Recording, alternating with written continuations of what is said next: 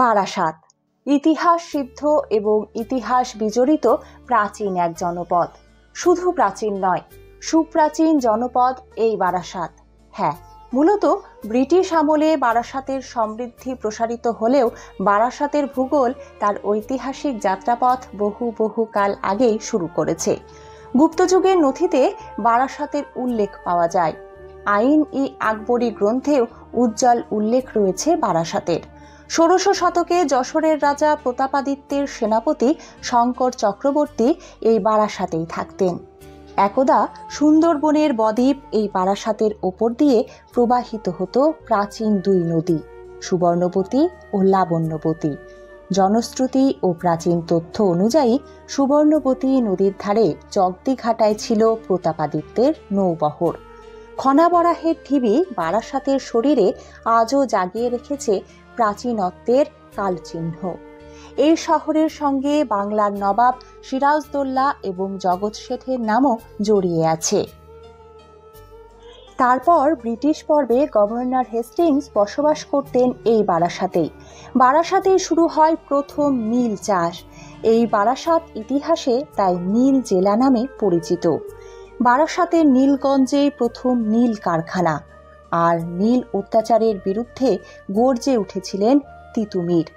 এই বারাসাত বঙ্কিমচন্দ্রের, এই বারাসাত সুভাষচন্দ্রের, এই বারাসাত আজাদ হিন্দ ফৌজের, এই বারাসাত জেলার প্রাচীন দুর্গোৎসবের, এই বারাসাত বিখ্যাত জমিদারদের, এই বারাসাত আদর্শবান ভক্তপ্রাণ মহৎ ডাকাতদের, এই বারাসাত শাক্ত সাধনার, এই বারাসাত শ্যামা পূজার, দীপাবলির, এই বারাসাত শিক্ষার প্রসারের, এই বারাসাত বিদ্যাসাগরের। এমনই ইতিহাস খচিত বারাসাতের যে উজ্জ্বল গৌরব আজও বিদ্যমান, আমি আজ তারই কিছু চিত্র ও পরিচয় আপনাদের সামনে তুলে ধরতে আগ্রহী হয়েছি। এখন আমরা যে ছবি দেখছি তা হেস্টিংস হাউস নামে পরিচিত। ব্রিটিশ শাসনের রাজধানী কলকাতার লাগোয়া বারাসাত সাহেবদের মনে বিশেষ জায়গা করেছিল। বড়লাট ওয়ারেন হেস্টিংস রাত্রি যাপনের জন্য তাই বারাসাতে গড়ে তোলেন একটি বিশাল দোতলা বাড়ি। সংস্কারের অভাব থাকলেও ইংরেজ শাসনের প্রতীক এই ভিলা আজও হেস্টিংস হাউস নামে পরিচিত। এই বাড়ির প্রতিটি ইট, কড়ি, বর্গায় জড়িয়ে রয়েছে ইতিহাস। এই ভিলার কোনায় কোনায় গেঁথে আছে স্থাপত্য ও শৈলীর অপূর্ব নিদর্শন। জানা যায় এই ভিলা থেকে প্রশাসনিক ট্রেজারি ভবন পর্যন্ত একটা সুড়ঙ্গ ছিল, যদিও এখন সেই সুড়ঙ্গের হদিশ পাওয়া যায় না। এই সেই বাড়ি যেখান থেকে কৃষক নেতা তিতুমিরের বিরুদ্ধে যুদ্ধ ঘোষণা করেছিলেন ইংরেজরা। আবার চাষিদের নীল চাষ করতে বাধ্য করার আদেশও এসেছিল এই ভিলা থেকে। হেস্টিংস ভিলার অদূরেই ছিল নীল পুকুর। সাহিত্য সম্রাট বঙ্কিমচন্দ্র চট্টোপাধ্যায় ২৪ পরগনার ডেপুটি কালেক্টর হিসেবে দুবার বারাসাতে আসেন। তখন হেস্টিংস ভিলায় ছিল তার দপ্তর। সুতরাং এই বাড়ি সাহিত্য সম্রাটেরও পদধূলি ধরল। এই হলো বারাসাতের বিখ্যাত চাপাডালি মোড়। হেস্টিংস ভিলার অদূরেই আছে চাপাডালি মোড়। কিংবদন্তি ও ইতিহাস উভয় ক্ষেত্র থেকে জানা যায় হেস্টিংস ভিলার কাছেই নীলপুকুর লাগোয়া ছিল নীলকর সাহেবদের বাংলো। কাছাকাছির মধ্যেই ছিল ইংরেজদের মনোরঞ্জন করার জন্য বাইজি তথা রক্ষিতাদের থাকার ঘর। কিংবদন্তি অনুযায়ী সাহেবদের দুই প্রিয় রক্ষিতার নাম ছিল চম্পা ও ডালি। অপূর্ব রূপবতী ও আকর্ষণীয় এই দুই বাইজির নামেই এই স্থানের নাম হলো চাপাডালি মোড়। এই স্থান স্বাধীনতা পরবর্তী বাংলার বিক্ষুব্ধ রাজনীতির স্মৃতিও বহন করে চলেছে। পীর হযরত একদিল শাহর স্মৃতি বিজড়িত এই বারাসাত। ১৬শ শতাব্দীতে পীর হযরত একদিল শাহ বারাসাতের কাজীপাড়ায় বসবাস করতে শুরু করেছিলেন। গৌড়ের হবশি সুলতানি রাজত্বের শেষ সময় ১৭০০ সালের দিকে অথবা উনি হোসেন শাহর রাজত্বকালের প্রথম দিকে বারাসাতে আসেন বলে অনেকে মনে করেন। কথিত আছে উনি অনেক অলৌকিক শক্তির পরিচয় দিয়েছিলেন। এই দরবেশ ইসলাম ধর্ম প্রচারার্থে এসেছিলেন বলে অনুমান করা হয়ে থাকে। এখানে প্রাচীন মসজিদ আছে এবং তার স্মৃতি সাধনে বাৎসরিক মেলাও অনুষ্ঠিত হয়। ওর নিজের জমিতে 1885 সালে কাজীপাড়া একদিল শাহ হাই স্কুল প্রতিষ্ঠা হয়। কাজীপাড়ায় একদিল শাহ এর সমাধি দেখতেও পাওয়া যায়। যশোরের রাজা প্রতাপাদিত্যেরও স্মৃতিধন্য বারাসাত। যশোর থেকে প্রতাপাদিত্য বারাসাতের উপর দিয়ে সুদীর্ঘ রাজপথ নির্মাণ করিয়েছিলেন, যা যশোর রোড নামে বিখ্যাত এবং আজও বর্তমান। এই রাস্তা নিয়ে নোবেলজয়ী কবি অ্যালেন গিলসবার্গ তার বিখ্যাত কবিতা রচনা করেন মুক্তিযুদ্ধ ও উদ্বাস্তু জনপ্রবাহের প্রেক্ষাপটে, যে কবিতায় সুর দেন আরেক নোবেলজয়ী রক সম্রাট বব ডিলান। যাই হোক, আইনি আকবরী থেকে জানা যায় আকবরের সেনাপতি মহারাজ মানসিংহের হাতে যশোরের রাজা প্রতাপাদিত্য 1600 খ্রিস্টাব্দে পরাজিত হন এবং পরে তাদের আগ্রায় নিয়ে যাওয়া হয়। কিন্তু প্রতাপাদিত্যের ব্রাহ্মণ সেনাপতি শঙ্কর চক্রবর্তীকে আকবর স্ত্রী যোধাবাইয়ের অনুরোধক্রমে সসম্মানে মুক্তি দেওয়া হয়। এই শঙ্করের বাসস্থান ছিল বারাসাতে, যা এখনো বর্তমান বারাসাতের দক্ষিণ পাড়ায়। ভক্তিমতী যোধাবাইয়ের অনুরোধক্রমে শঙ্কর চক্রবর্তী নিজ বাসভবনে দুর্গাপূজা শুরু করেন, যা আজও বংশ পরম্পরায় হয়ে চলেছে।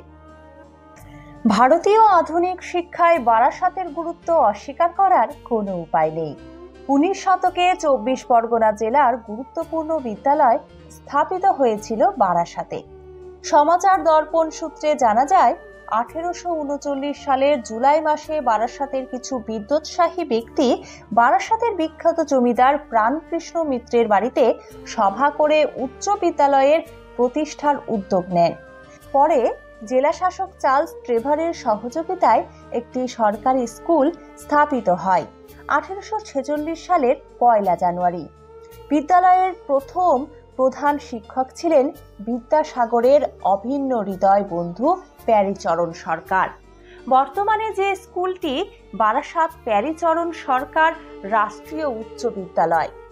স্কুলটি প্রথমে জেলখানার 2-1টি ঘরে শুরু হয়। এখানেই প্রথম দেশের উদ্যান ও কৃষি বিদ্যালয় সূচিত হয়। বৃত্তিমূলক শিক্ষাও প্রথম বারাসাত থেকে শুরু হয়। বিদ্যাসাগর রচিত বর্ণপরিচয় এবং প্যারীচরণ সরকার রচিত ফার্স্ট বুক একই সময়ে প্রকাশ পায়। ইংরেজ প্রবর্তিত ইংরেজি শিক্ষার প্রারম্ভিক বইটির সঙ্গে এই স্কুলের স্মৃতি জড়িয়ে আছে। এই স্কুলেই প্রথম বইটির পাঠ শুরু হয়। এই স্কুলে রামতনু লাহিড়ী ও মদনমোহন তর্কালঙ্কার, হরপ্রসাদ শাস্ত্রীর মতো পণ্ডিতগণ শিক্ষকতা করেছেন। ধূর্যটি প্রসাদ মুখোপাধ্যায়, সৌমিত্র চট্টোপাধ্যায় এবং আরও অনেক স্বনামধন্য ব্যক্তি এই স্কুলের ছাত্র ছিলেন। এবার আসি বারাসাতের আরেক ইতিহাস সিদ্ধ বিদ্যালয়ের কথায়। বারাসাতের এই কালীকৃষ্ণ উচ্চ বিদ্যালয় পশ্চিমবঙ্গের শিক্ষা জগতে বিখ্যাত শুধু নয়, আজও স্বনামধন্য একটি নাম। আসলে এসবের বাইরেও এই বিদ্যালয় ভারতবর্ষের শিক্ষা প্রসারের ইতিহাসে আলোকময় অধ্যায়, কারণ অবিভক্ত ব্রিটিশ ভারতবর্ষে এদেশীয়দের উদ্যোগে প্রতিষ্ঠিত প্রথম বালিকা বিদ্যালয় এটি। প্রতিষ্ঠাকাল 1847 খ্রিস্টাব্দ। বারাসাতে 3 অভিন্ন হৃদয় বন্ধু কালীকৃষ্ণ মিত্র, প্যারীচরণ সরকার এবং নবজাগরণের আলোকদূত বিদ্যাসাগরের মিলিত উদ্যোগে এই বিদ্যালয় স্থাপিত হয়। সহযোগিতা করেন চার্লস ট্রেভার। এরা কেউই বারাসাতের ভূমিপুত্র নন, অথচ বারাসাতের ভূমিকেই বেছে নিয়েছিলেন শতাব্দীর শ্রেষ্ঠ ইতিহাস রচনার জন্য। কালীকৃষ্ণ মিত্রের দাদা মেডিকেল কলেজের প্রথম যুগের ছাত্র নবীন কৃষ্ণ মিত্রের কন্যা কুন্তিবালা দেবী ছিলেন এই বিদ্যালয়ের প্রথম দিনের একমাত্র ছাত্রী। তৎকালীন গোড়া ব্রাহ্মণ সম্প্রদায় নারী শিক্ষার পীঠস্থান এই বিদ্যালয়কে অঙ্কুরেই বিনাশ করতে চেয়েছিলেন। প্যারীচরণ ও কালীকৃষ্ণের প্রাণনাশের চেষ্টা করা হয়। বিদ্যাসাগরের ওপর আক্রমণের বন্দোবস্ত করা হয়েছিল। তারা বিদ্যালয়ের অনেক ক্ষতি করলেও এটির বিনাশ করতে পারেনি। 1885 খ্রিস্টাব্দে বারাসাত পৌরসভা বিদ্যালয়টিকে স্বীকৃতি দেয়। কালীকৃষ্ণ মিত্রের মৃত্যুর পর বিদ্যালয়টি কালীকৃষ্ণ বালিকা বিদ্যালয় নামে পরিচিত হয়। রবীন্দ্রনাথের মালঞ্চ উপন্যাসে, সুনীল গাঙ্গুলির সেই সময় উপন্যাসে, তসলিমা নাসরিনের নানা লেখাপত্রে এই বিদ্যালয়ের উল্লেখ দেখতে পাওয়া যায়। এছাড়াও তৎকালীন সমাচার দর্পণের অনেক পর্বে এই বিদ্যালয়ের নানান উল্লেখ এবং ইতিহাস লিপিবদ্ধ হয়ে আছে। এই ছবি বারাসাতের তিতুমির বাস স্ট্যান্ডে। তিতুমির আর তার বাঁশের কেল্লা, ইতিহাসে দুটো শব্দ যেন সমার্থক হয়ে আছে, আর এর সঙ্গে জড়িয়ে আছে বারাসাত বিদ্রোহের লোকগাথা। তিতুমির সম্পর্কে সঠিক তথ্য পাওয়া না পাওয়া বড় ব্যাপার নয়। আসলে তিতুমির বারাসাতের এক কিংবদন্তির নাম, লোককথার এক জীবন্ত বয়ান।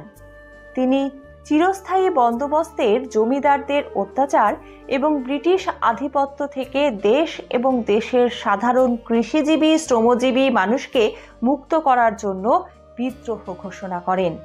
যদিও তা ধর্মীয় মোড়কে, তবু তার মধ্যেকার মানবিক অধিকারের দাবিটিকে ক্ষুদ্র করে দেখা নিঃসন্দেহে অন্যায় হয়। আসলে বারবার জমিদারের কাছে করুণ আবেদন এবং ব্রিটিশ কোম্পানির কাছে অভিযোগ দায়ের করেও কৃষকেরা কোনো ফল পায় না।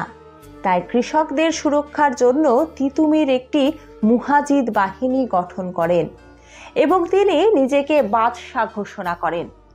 জমিদারের কাছ থেকে খাজনাও দাবি করেন তিনি গোবরা গোবিন্দপুরের দেবনাথ রায়, গোবরডাঙ্গার কালীপ্রসন্ন মুখোপাধ্যায়, জমিদার কৃষ্ণদেব রায় ও অন্যান্য জমিদারদের সঙ্গে সরাসরি সংঘর্ষে জড়িয়ে পড়েন। তার এই স্পর্ধা জমিদার এবং জমিদারদের পৃষ্ঠপোষক ব্রিটিশ কোম্পানি কিছুতেই মেনে নিতে পারে না। তিতুমির ও তার দলবলের বিরুদ্ধে সরাসরি যুদ্ধের জন্য কলকাতা থেকে সৈন্যবাহিনী পাঠানো হয়, কিন্তু বাহিনী সম্পূর্ণ পর্যুদস্ত হয়ে ফিরে আসে। তারপর লর্ড বেন্টিং কামান সহ বিরাট সেনাবাহিনী পাঠান তিতুমিরের বিরুদ্ধে। তিতুমিরের মুহাজিদরা এই বাহিনীর আক্রমণ শেষ পর্যন্ত প্রতিহত করতে পারে না। বাঁশের কেল্লা ধ্বংস হয়। বীরের মতো লড়াই করেও তিতুমির ক্ষত বিক্ষত হন এবং মৃত্যুবরণ করেন। মরতে মরতেও বলে যান, আমরা পরাজিত হইনি, কারণ আমরা পরাধীন অত্যাচারিত দেশের মানুষের চোখে জয়ের স্বপ্ন এঁকে দিয়ে গেলাম, বুনে দিয়ে গেলাম লড়াইয়ের বীজ। কিন্তু আক্ষেপের বিষয়, তিতুমিরের কোনো স্মৃতিসৌধ বারাসাতে নেই। এই বাস স্ট্যান্ড একমাত্র সেই ইতিহাস আজও বহন করে চলেছে। বারাসাতের বিখ্যাত হাতিপুকুর পার্ক, পরিশীলিত পরিচয়ে এখন সিরাজ উদ্যান। এই পুকুর বা এই উদ্যানের সঙ্গে জড়িয়ে আছে ইতিহাসের ঐতিহ্য। ব্রিটিশ আমলের প্রথম পর্বে যখন কলকাতা ছিল খানা খন্দ, জঙ্গল আর আবর্জনায় ভরা, তখন বারাসাত ছিল স্বাস্থ্যকর, মনোরম এবং আনন্দদায়ক স্থান। ওয়ারেন হেস্টিং বারাসাতে তার ভিলা গড়ে তোলেন। এই ভিলার পাশে ছিল বিস্তীর্ণ ফাঁকা মাঠ। ইংরেজরা ফুর্তি ও বিলাসী অবসরের অংশ হিসেবে এই মাঠকে বেছে নিয়েছিলেন রেস কোর্সের জন্য। ভারতবর্ষের প্রথম রেস কোর্স চালু হয় বারাসাতে। এই মাঠের সামান্য অংশই এখন কাছারি ময়দান হিসাবে পরিচিত। আবার সময়টা যদি ধরি বাংলার নবাব সিরাজদৌল্লার, তার মসনদ মুর্শিদাবাদের হাজারদুয়ারি। সেখান থেকে নবাব মাঝে মধ্যেই কলকাতায় আসতেন। বারাসাতকে নির্ভর করেই চলত সেই যাতায়াত। নবাবের সঙ্গে প্রচুর সেনা আর হাতি ঘোড়া থাকত। বারাসাতের এই বিরাট মাঠেই তারা বিশ্রাম নিতেন। ক্লান্ত পথশ্রান্ত নবাবের হাতি ঘোড়াকে জল খাওয়ানোর জন্য নবাব একটি পুকুর খনন করান। নবাবের হাতি জল খেত বলে স্থানীয়রা এই পুকুরটির নাম দিয়েছিলেন হাতি পুকুর। ইতিহাস থেকে এগিয়ে এসে আজও বারাসাতে পুকুরটি হাতি পুকুর নামেই পরিচিত হয়ে আছে। আর সেই অধ্যায়কে সজীব রাখার জন্য বর্তমানে বারাসাত প্রশাসনের পক্ষ থেকে পুকুরটিকে ঘিরে তৈরি হয়েছে এক অনাবিল সুন্দর প্রাকৃতিকতায় ভরা উদ্যান। বাংলার শেষ স্বাধীন নবাবের নামে উৎসর্গিত এই উদ্যান তাই সিরাজ উদ্যান। আজকের এই ভিডিওতে বারাসাতের প্রসারিত ইতিহাসের অংশবিশেষ উল্লেখ করলাম। সুযোগ এবং উৎসাহ পেলে নিশ্চিতভাবে আরও আকর্ষণীয় ইতিহাস তুলে ধরার প্রয়াস রাখব। আজ আপাতত এখানে শেষ করছি।